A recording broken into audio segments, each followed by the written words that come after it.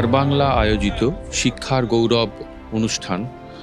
এখানে এসে আমার নিজেকে তো খুব গর্বিত মনে হচ্ছে।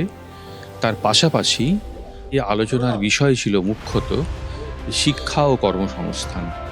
সেখানে আমরা বলার চেষ্টা করলাম যে সিস্টার নিবেদিতা ইউনিভার্সিটি এবং আমাদের অনারেবল চ্যান্সেলর স্যারের যে চিন্তাভাবনা, যে একজন ছাত্রকে শুধুমাত্র শিক্ষাক্ষেত্রের গণ্ডির মধ্যে আবদ্ধ না রেখে তার সর্বাঙ্গীন উন্নতির চেষ্টা করা এবং তাকে স্বাবলম্বী করে তোলা, সেই বক্তব্যটাই আমরা এখানে রাখার চেষ্টা করলাম।